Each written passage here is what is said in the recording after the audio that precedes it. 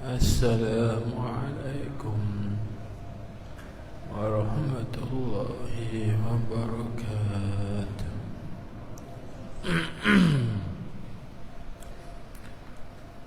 إلى حضرة النبي المصطفى سيدنا ومولانا محمد صلى الله عليه وسلم وعلى آله وأصحابه الكرام، وإلى أرواح مؤلف هذا الكتاب ومشايخه ومشايخنا ووالديه ووالدينا ولأموات المسلمين والمسلمات والمؤمنين والمؤمنات في مشارق الأرض ومغاربها، شيء لله ولهم. الفاتحة. أعوذ بالله من الشيطان الرجيم.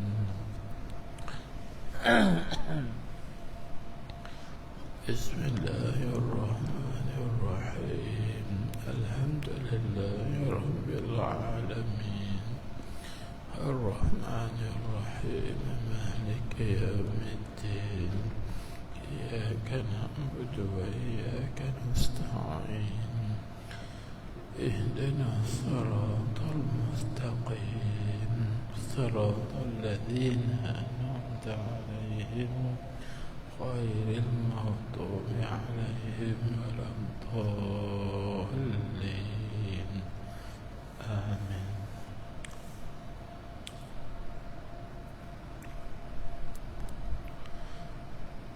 بسم الله الرحمن الرحيم.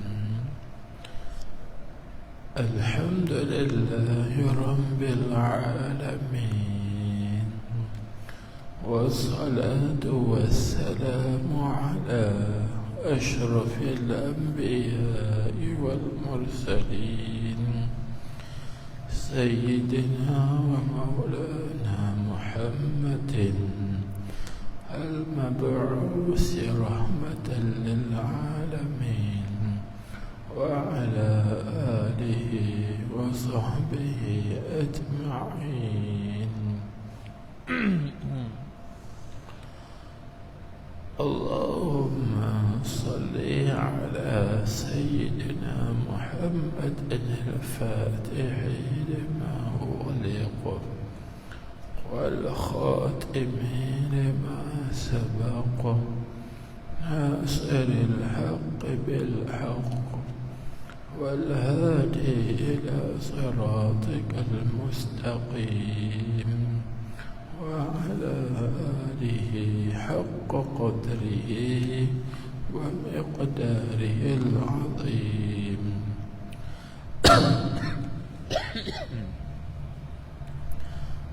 صلاة تفتح لنا بها أبواب الرضا والتيسير، وتغلق بها عنا أبواب الشر والتعسير، وتكون لنا بها وليا ونصيرا.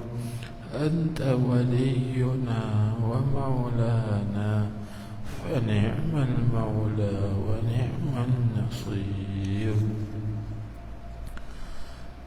اللهم افتح لنا أبواب فضلك، وانشر علينا خزائن رحمتك برحمتك يا أرحم الراحمين، وبجاه سيد الأولين والآخرين. أما بعد،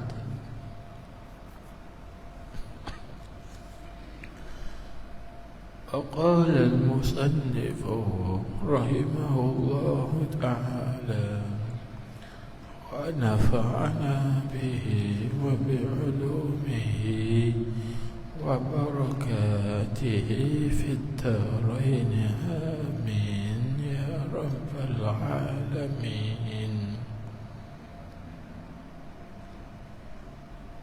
Kedua, amanah. Situ kan? Kedua, amanah. Arti amanah itu kepercayaan. Baik tuan. Alhamdulillah, puji dan syukur kita kehadrat Allah Subhanahu wa Ta'ala di atas curahan dan juga limpahan rahmatnya, hidayah dan taufiknya ke atas kita semua dapat hadir di dalam majlis pada malam ini. Astagfirullah, beberapa kali tak dapat hadirkan, ada sebab keuzuran. Maka alhamdulillah Allah Ta'ala beri kesihatan, afiat dan bagi hidayah dan bagi taufik. Pada malam ini kita dapat sambung balik pengajian kita yang lalu.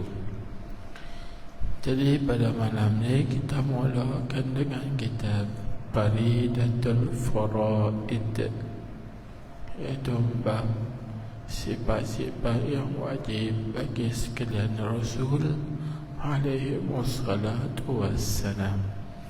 Yang wajib di atas kita ni kena mengetahui dan kena membenarkan di dalam hati bahawa Rasul-Rasul itu semuanya bersifat dengan sifat tersebut. Jadi kita dah belajar dah sifat-sifat yang wajib bagi sekalian Rasul alaihi wassalatu wassalam itu ada 4. Yang pertamanya Siddiq. Pada malam ni yang kedua. Kita tengok pula. Kata musannif kedua, yakni bilangan yang kedua daripada bilangan-bilangan sifat yang wajib bagi Rasul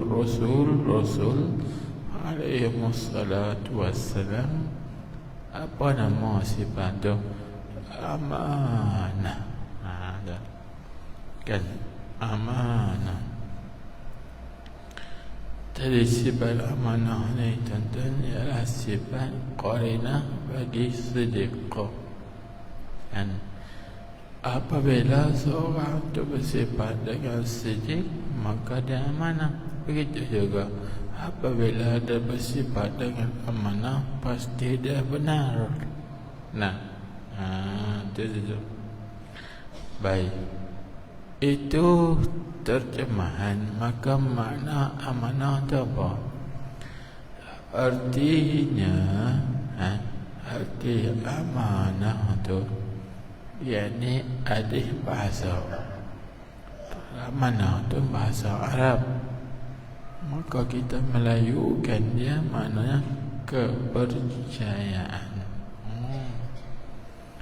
Lagu mana kepercayaan? Kan? Artinya amanah itu maknanya kepercayaan. Dan orang yang bersifat dengan amanah, yakni orang yang dipercayai. Yakni para nabi-nabi dan juga para rasul-rasul alaihi wassalatu wassalam, semuanya mereka bersifat dengan amanah, yakni bersifat dengan kepercayaan.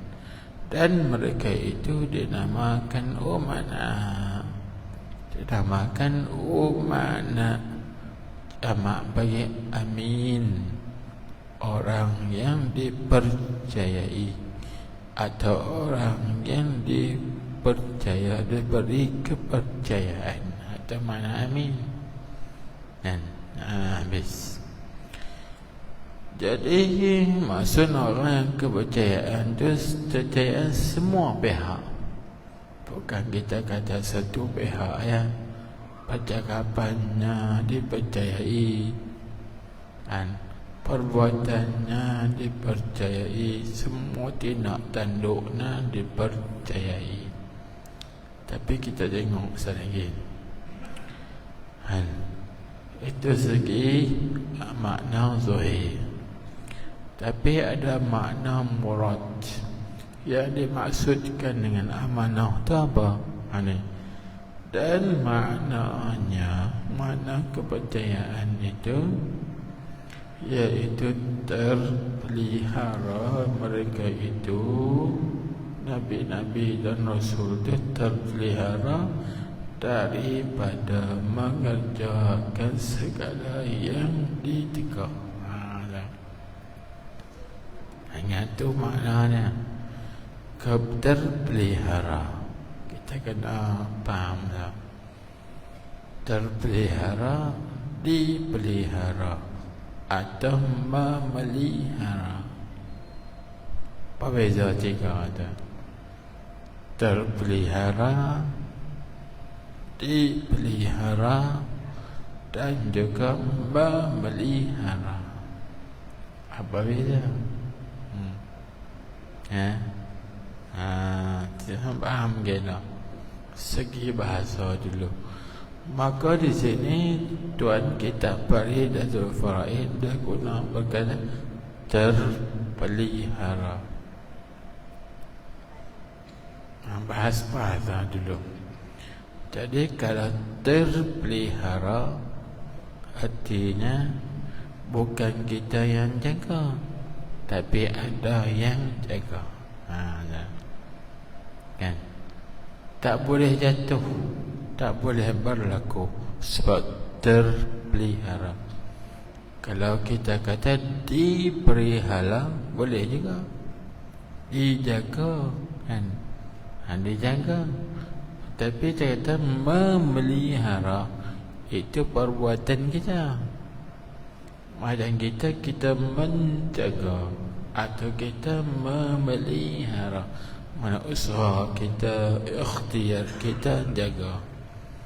Tapi ini terpelihara atau dipelihara, maknanya itu adalah perbuatan Allah, kan? Tadi apa makna terpelihara? Ini terjaga mereka itu daripada mengerjakan segala perkara yang dilarang oleh Allah.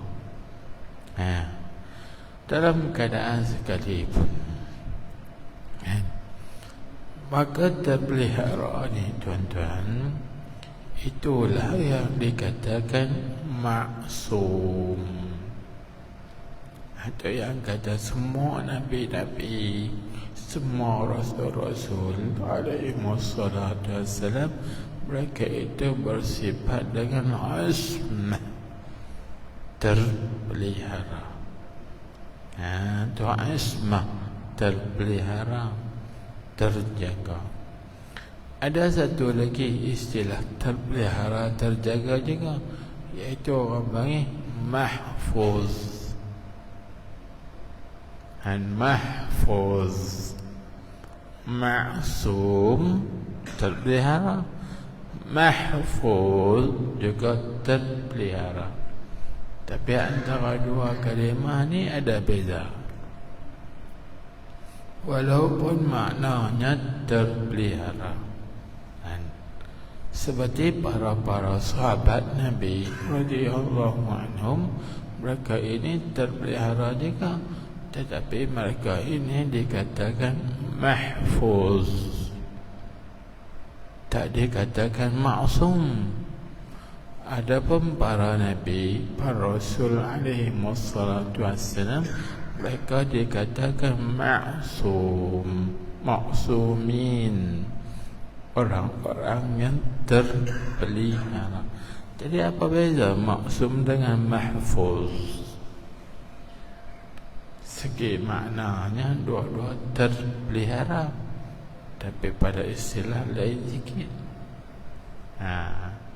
Gini dengan baik. Jadi mahfuz, orang yang terpelihara daripada jatuh, mengerjakan maksiat dan dosa, tetapi harus jatuh.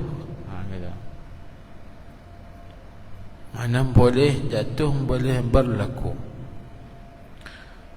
Adapun maksum, terpelihara daripada maksiat dan mustahil jatuh dan maksiat, yang ini tak akan berlaku.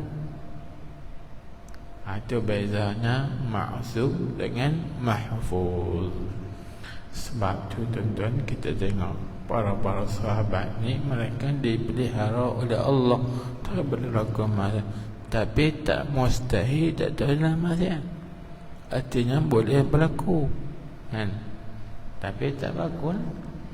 Kalau maksum ni mustahil, tak boleh berlaku jatuh dalam maksiat, maka para Nabi Rasul alaihi wassalatu wassalam, mereka ini terpelihara, yakni Allah Ta'ala jaga mereka daripada mengerjakan segala yang dilarang oleh Allah Subhanahu wa Ta'ala. Jadi kita tengok balik, para Nabi dan Rasul ni terpelihara. Bila kata terpelihara, kita tengok, dan jika makruh dan khilaful aula sekalipun, kita baca, walaupun benar makruh dan juga khilaful aula, tak jatuh berlaku. Yakni Nabi-Nabi dan Rasul ni tidak melakukan perkara yang makruh dan juga perkara yang khilaful aula. Khilaful aula itu maknanya menyalahi yang lebih utama. Baik, faham kan? Tu Rasul-Rasul tidak mengerjakan makruh. Pasal apa kata tak buat makruh? Kerana makruh ni masuk dalam perkara yang dicegah. Kan disebut tadi, iaitu terpelihara daripada segala barang yang dicegah. Maka makruh tu masuk dalam perkara yang dicegah. Jadi dia tak buat makruh. Kalau begitu, tak berlaku pada makruh. Kita faham dulu, apa beza makruh dengan khilaful aula? Bagi faham, ta'rif dulu, apa beza makruh dengan khilaful aula? Makruh ni kalau kita terjemah segi bahasa, makna yang dibenci, daripada karaha, yukrahu karahatan makruh, artinya yang dibenci. Siapa benci? Syarak benci, Allah Ta'ala benci, Rasul benci. Itu kata makruh. Kalau kita buat yang dibenci, yang makruh, artinya Allah tak suka, Rasul tak suka. Maka para Nabi dan para Rasul alaihi wassalam ni, mereka tidak mengerjakan perkara yang makruh, perkara dibenci oleh Allah dan juga dibenci oleh Rasul-Rasul. Kan? Tu khilaful aula, segi bahasanya menyalahi yang lebih utama. Menyalahi yang lebih utama. Contoh seperti mana? Seperti yang lebih baiknya kita masuk masjid, kita sembahyang sunat. Tapi kita masuk masjid, kita tak sembahyang sunat, tahiyatul masjid, tiba khilaful aula, kerana larangan Nabi. Jadi secara umumnya makruh kita panggil larangan yang khusus. Adapun khilaful aula, larangan yang tidak khusus. Itu saja. Nah, larangan yang khusus khilaful aula, larangan, tapi larangan tu umum, tak khusus. Contoh makanan, itu beza dah. Jadi kalau kita tengok makruh dengan khilaful aula, makruh tu ringan sikit, khilaful aula tu ringan sikit sebab dia larangan yang umum. Ada buah makruh ni berat sikit, larangan yang khusus. Itu beza ada. Tetapi pada Nabi-Nabi dan juga para Rasul alaihi wassalatu wassalam, hak makruh pun mereka tak buat, yang khilaful awla pun mereka tidak buat. Kerana khilaful awla dan makruh itu masuk di dalam benda yang dilarang. Tu tambahan. Maka kalau kita dengar lagu tu, ada berlawanan tak? Berlawan tak? Penuh tak kita dengar Rasulullah sallallahu alaihi wasallam mengambil wudu sekali, basuh muka sekali. Nabi kita juga pernah mengambil wudu, basuh tangan sekali, kan? Sapu kepala sekali saja.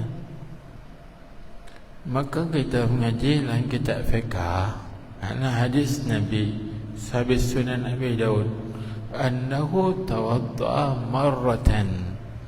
Nabi kita berwuduk sekali. Ada juga hadis yang diriwayatkan oleh Imam Abu Daud bahawa Nabi kita tawadda'a marratain. Nabi kita berwuduk 2 kali. Ini basuh muka 2 kali basuh, basuh tangan 2 kali basuh, sapu kepala 2 kali sapu. Maka kalau kita mengaji nak kitab fiqh mazhab Syafi'i, basuh sekali makruh, kan? Basuh 2 kali juga makruh. Yang sunatnya 3 kali. Dia panggil taslis, menigah-nigahkan basuh. Basuh muka 3 kali sunat, basuh tangan 3 kali basuh sunat. Itu juga sapu kepala 3 kali baru dapat sunat. Tapi ada riwayat dan hadis bahawa Nabi kita basuh muka sekali. Nabi kata Nabi kita juga basuh tangan 2 kali. Bagaimana? Kata para Nabi tak buat benar makruh. Tu dah hadis kata Nabi kita basuh muka sekali, basuh tangan sekali. Itu. Dan begitu juga kita tengok Nabi kita Muhammad sallallahu alaihi wasallam pernah minum air berdiri. Dan hadis kata Nabi kita yashrabu qa'iman. Nabi kita benar minum air dalam keadaan sedang berdiri. Maka minum air sambil berdiri ini makruh. Yang sunnahnya kita minum air ini duduk. Tapi Nabi kita minum air berdiri, makruh. Ini kita kata makruh pun Nabi tak buat, khilaful awla pun Nabi tak buat. Tu macam mana? Tu dah selesai dah.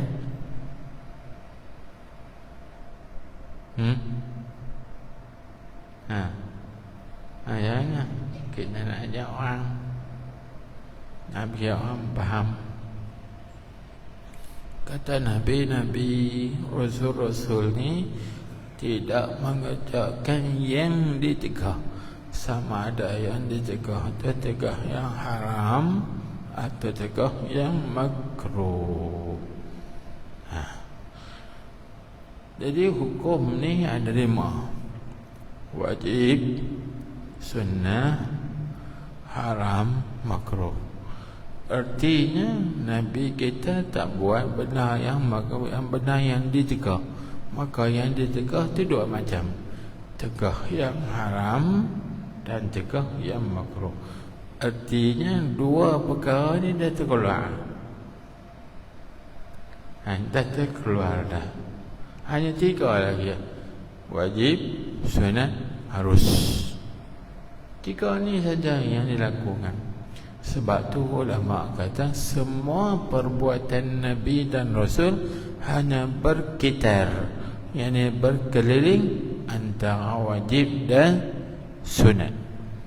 Haram tak ada, makruh tak ada, kerana mereka amanah, bersifat dengan amanah. Faham tak?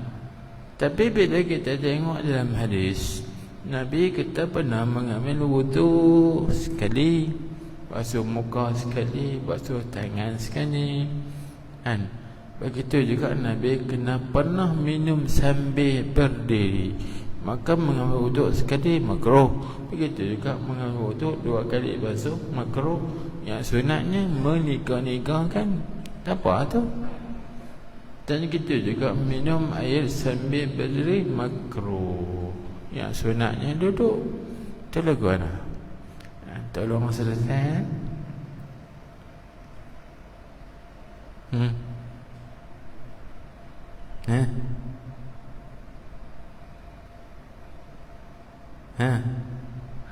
Ni kemusykilan agama. Masalah lain tak kira lagi. Masalah pentadbiran, masalah politik, masalah ekonomi, itu banyak lagi.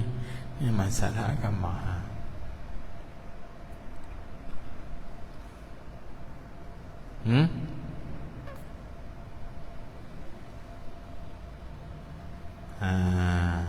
Baik. Jadi kita faham konsep dunia. Para Nabi Rasul alaihi wassalatu wassalam, perbuatan mereka, pekerjaan mereka, gerak-geri mereka hanya berkisar antara dua, ya, wajib dan sunat.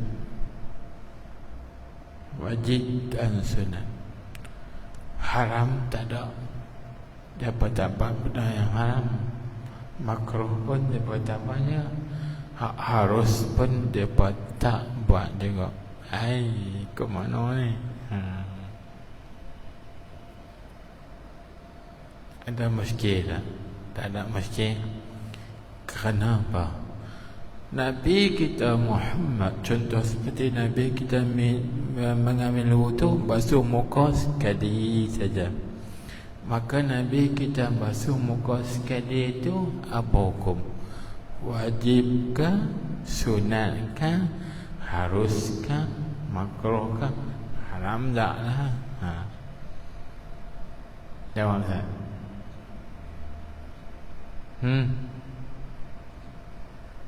Wajib kan? Sunat kan? Kita mengaji dan kita fikah. Basuh muka kali pertama tak apa?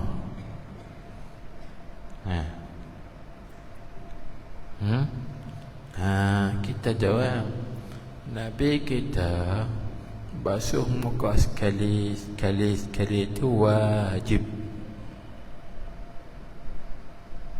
Basuh dua kali pun wajib.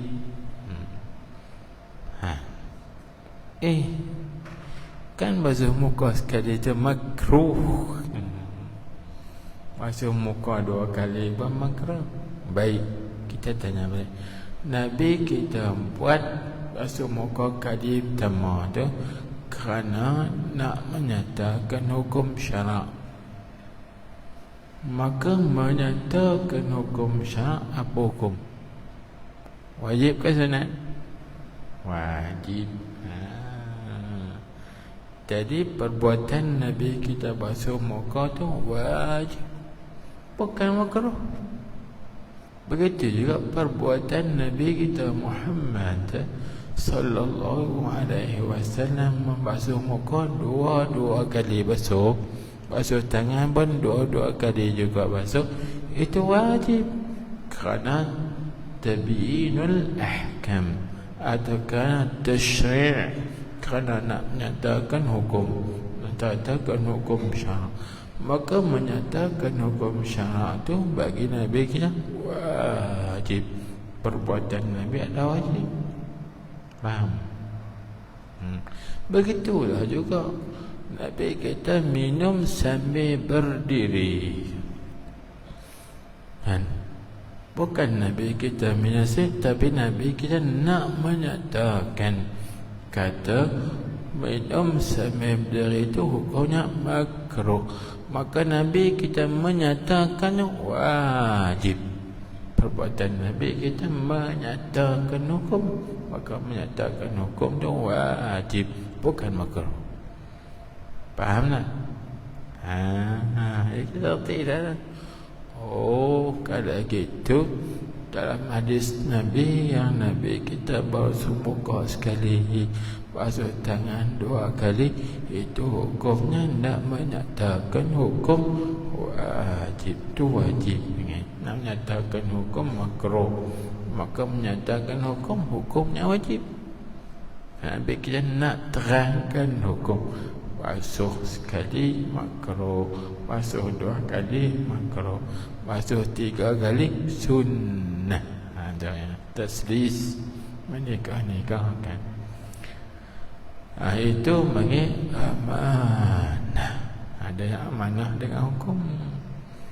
Jadi artinya kesimpulannya, perbuatan para nabi dan juga para rasul ni hanya berkisar antara wajib dan sunat, tidak ada harus.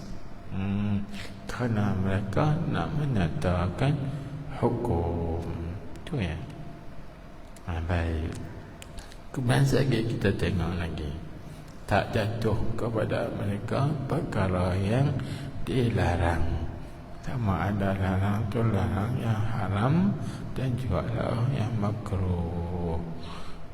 Kalau orang tanya kita pula, itu lagu mana dengan Nabi Adam alaihissalam? Nah, yang Nabi kita Adam ni orang kata tak amanah. Dia melanggar perintah Allah. Tuhan kata jangan menghampiri pokok kayu khuldi, tapi Nabi Adam AS menghampirkan juga. Tidak mana.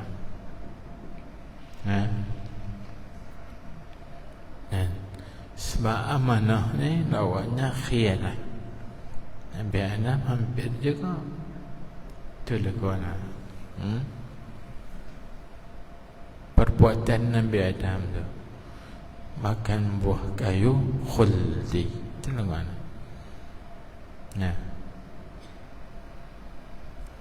Tolong selesai. Siapa-siapa yang mengaji tauhid hak mantap, yang kemas, kita kena ngaji bagi kemas, lagi faham lah. Laguana kata para nabi ini bersifat dengan amanah. Amanah dengan mana terjaga, terpelihara daripada mengerjakan benar yang dicegah.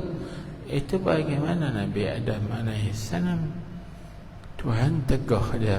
Tuhan firman, wala taqraba hadhihi syajarah. Wahai Adam dan Hawa, janganlah kedua kamu menghampiri pokok kayu ini. Tapi Nabi Adam alaihissalam menghampiri juga. Itu dia buat juga larangan Tuhan. Tuhan kata jangan, wala taqraba, la nahi.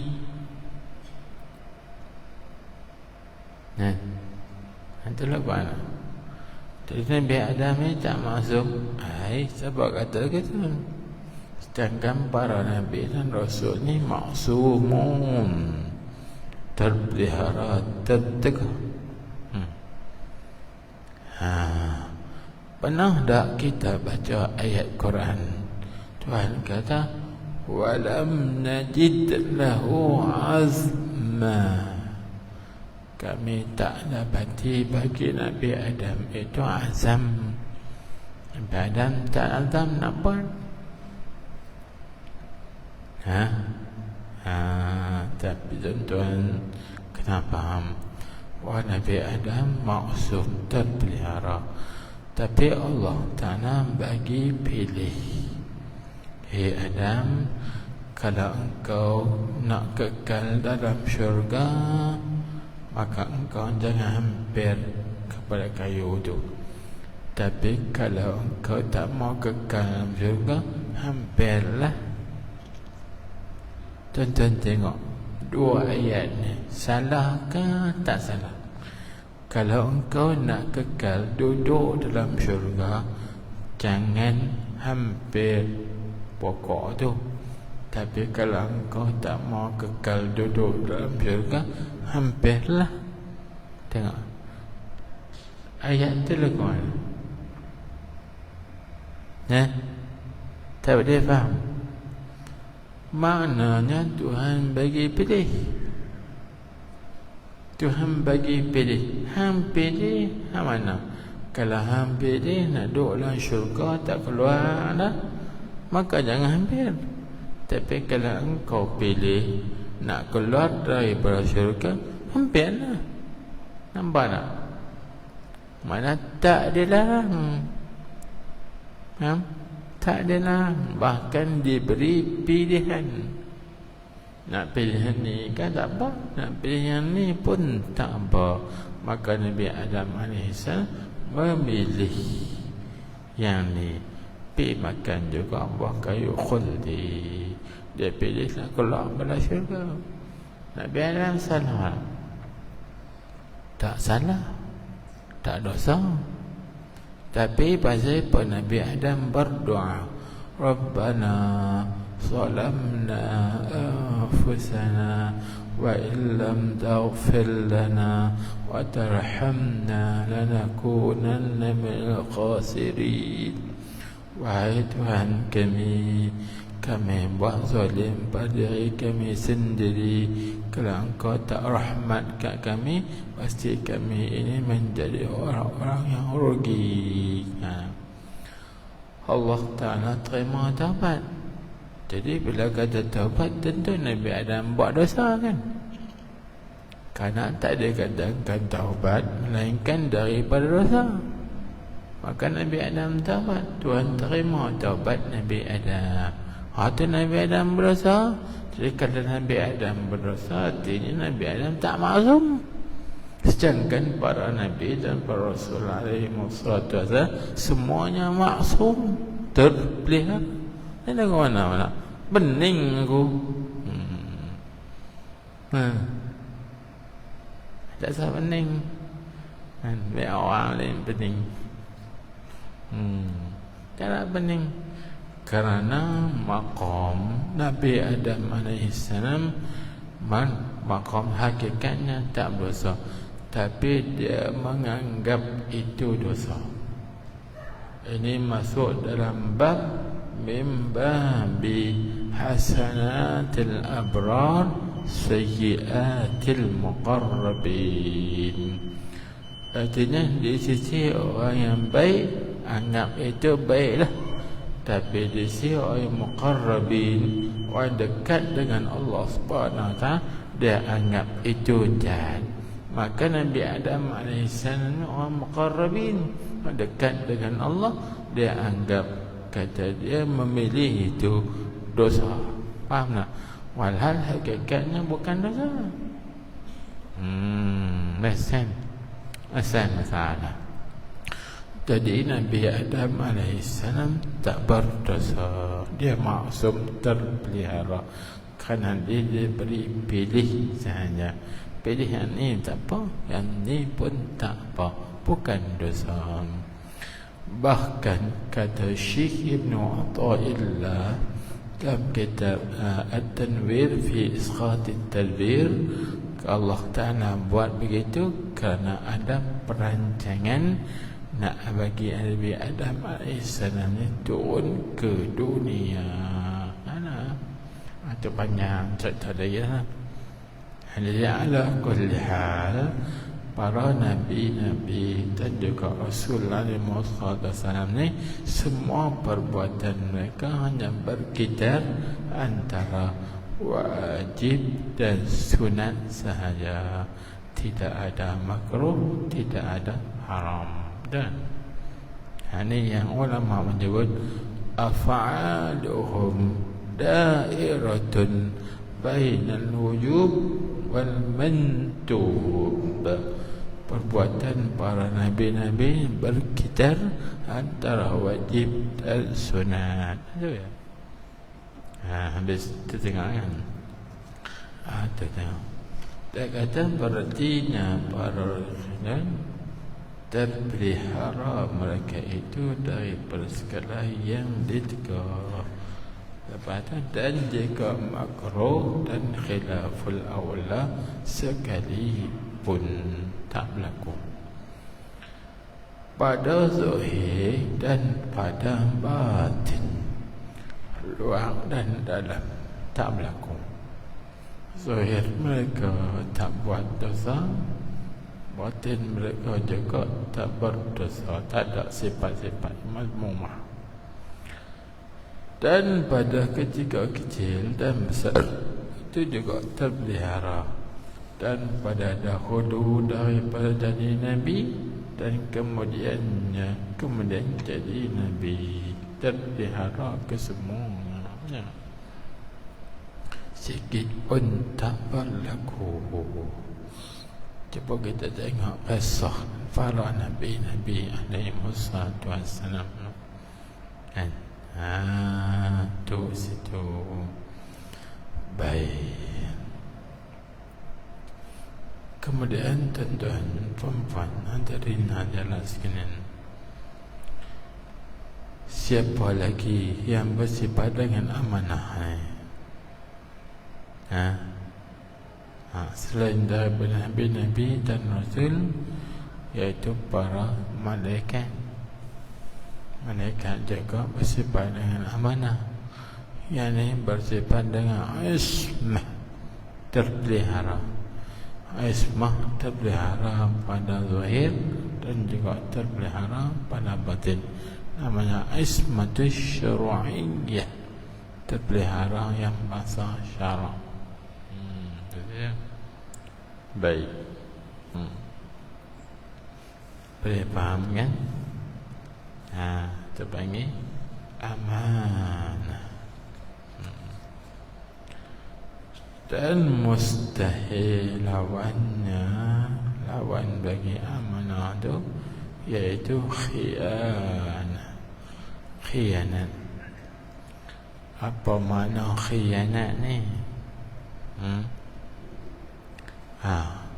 Artinya khianat ni iaitu mengerjakan perkara yang dilarang oleh Allah.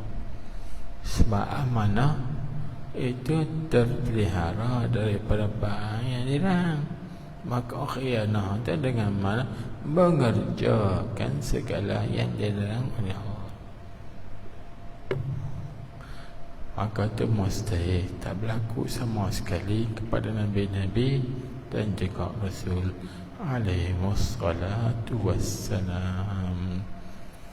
Cuba kita tengok Nabi kita Muhammad sallallahu alaihi wasallam ni amanah. Maka Nabi kita tidak menyampaikan sesuatu yang tidak disuruh sampai. Itu dia bintang dalam bab tabligh. Kan? Tengok. Tak sampai, dia sembunyi lah. Nabi kita amanah, jaga.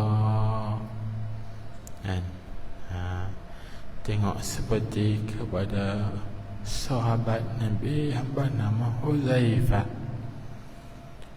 Maka Sayyidina Huzaifah bin Yaman, dia ni digelar dengan sahibu sirrin Nabi sallallahu alaihi wasallam, orang yang menjaga rahsia Nabi kita Muhammad sallallahu alaihi wasallam. Dia jaga kerana Nabi kita bagi tahu dekat dia saja. Allah Ta'ala perintahkan bagi tahu dekat dia, tapi tak bagi tahu kepada Sayyidina Umar. Kan?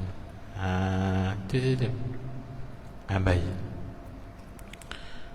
Itu orang panggil bersifat dengan amanah.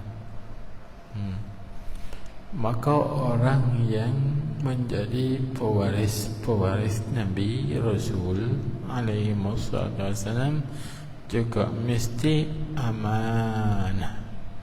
Dan mesti amanah, mesti kepercayaan terjaga juga. Tapi kalau kita ni buat menyalahi bagi apa yang diperintahkan, maka kita ni nama pengkhianat. Mohon maaf kan, itu panggil pengkhianat, tak amanah. Cuma kita ni malas sikit kan. Kita mereka ni orang yang tak amanah, lembut sikit. Tapi kalau kita mereka ni orang pengkhianat, kasar sikit. Tapi yang betulnya orang yang tak amanah, itulah pengkhianat kan. Itulah pengkhianat. Kerana kita bagi amanah, dia tak jaga amanah tersebut, khianat. Maka kita ni banyak lagu tu. Tuhan suruh buat, kita tak buat, khianat. Tuhan suruh kita tunaikan perjanjian, kita tak tunaikan perjanjian. Seperti Allah Ta'ala firman, wa ufu bil uhud bil uqud, perjanjian, sempurnakan perjanjian. Maka kita tak sempurnakan perjanjian, kita ada pengkhianat. Habis. Baik. Tengok sikit lagi. Dan dari amanah mereka itu bahwasanya jika khianat mereka itu, nescaya adalah kita disuruhkan kita dengan khianat juga. Kerana apa? Kerana kita ni disuruh ikut Rasul, ikut Nabi. Maka Nabi itu disuruh, kalau disuruh oleh Allah Ta'ala khianat, maka kita juga disuruh khianat. Tahu kan? Habis. Nescaya kita ni suruh kita dengan khianat, kerana disuruhkan kita dengan mengerjakan seumpama perbuatan mereka itu. Dan tiada sah bahawa disuruhkan kita dengan khianat, kerana tiada menyuruh Allah Ta'ala dengan kejahatan sekali-kali. Itu dalil. Habis. Allah tak suruh kita buat kejahatan sekali-kali. Tapi pasal apa berlaku kejahatan? Tengok pula, Tuhan tak suruh kita buat jahat, tapi pasal apa berlaku jahat?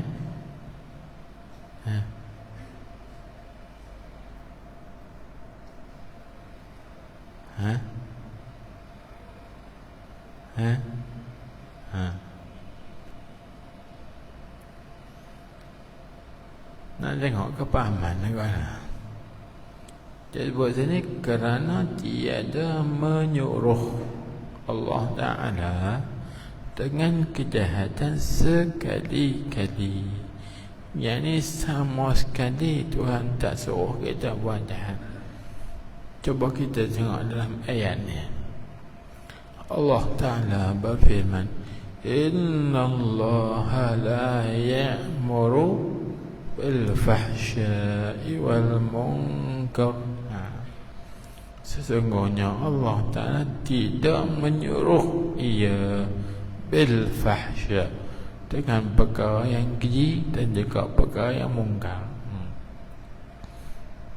Tapi pasal berlaku fahsyat dan juga berlaku mungkar.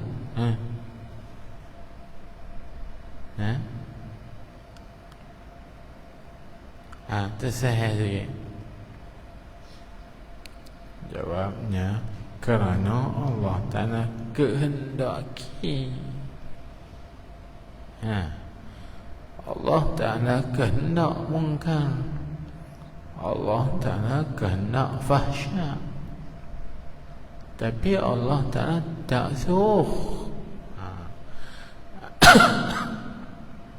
Kan? Di sini dalam pahaman mazhab kita di Sunnah Jemaah, bahawa suruh kehendak dengan suruh tak berlazim-laziman. Tidak seperti kata Mu'tazilah.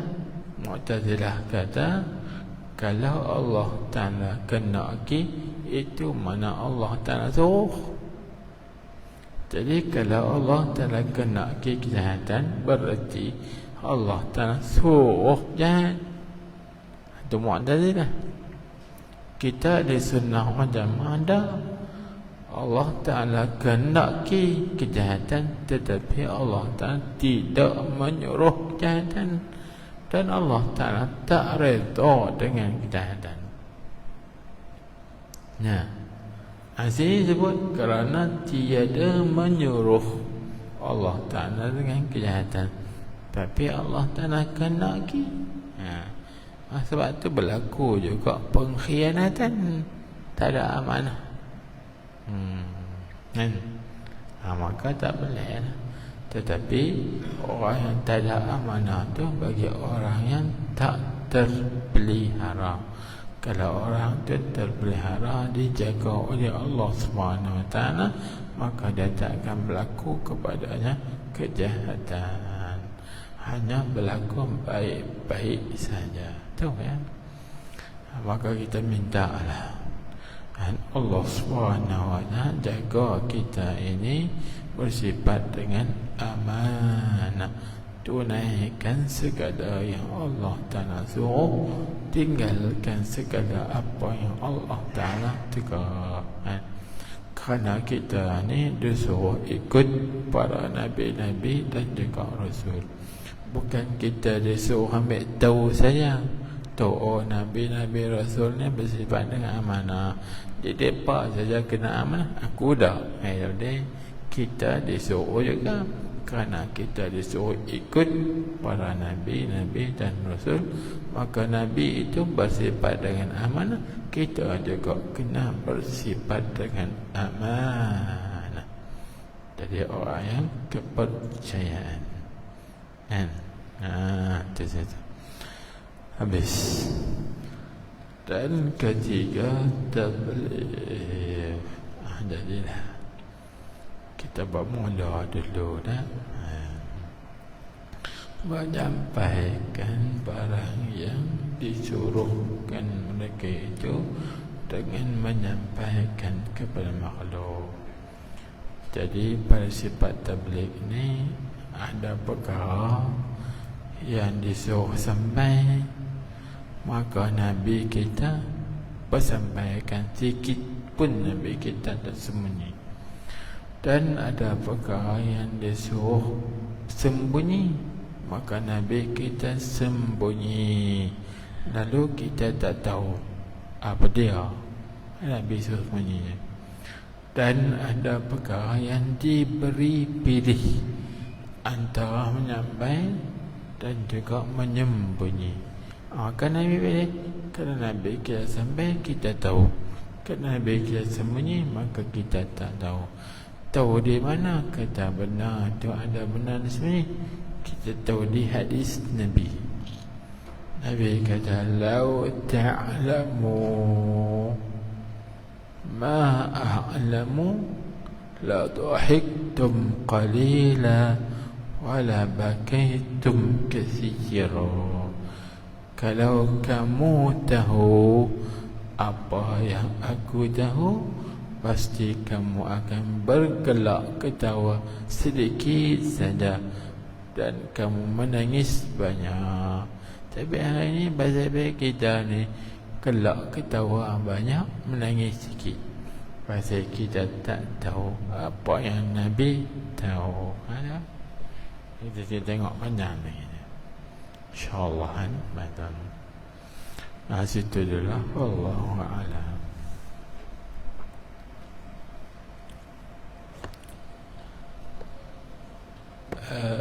Minta maaf tuan-tuan kalau ada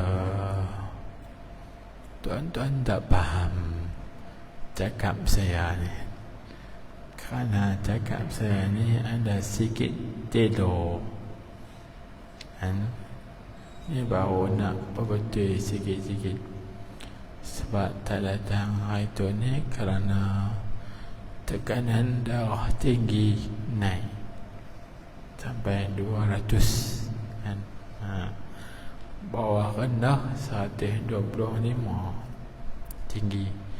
Jadi sekarang ni dok kontrol pelan-pelan sikit. Cakap pun insyaAllah dia tak terdak sangat lah. Tapi kadang-kadang tu ada juga herat-herat dia tu. Mungkin tuan-tuan tak faham. Harap maaf lah. InsyaAllah kita usahakan lagi minta tolong dengan Allah Subhanahu wa ta'ala bagi fasih elok lagi insyaAllah. Subhanakallahumma wa bihamdik ashhadu an la ilaha illa anta astaghfiruka wa atubu ilaik. عملت سوءا وظلمت نفسي فاغفر لي فإنه لا يغفر الذنوب إلا أنت. اللهم صل على سيدنا محمد النبي الأمي الحبيب المحبوب العالي القدر العظيم الجاه وعلى آله وصحبه وسلم تسليما. بسم الله الرحمن الرحيم. الحمد لله رب العالمين وصلى الله وسلم عليه.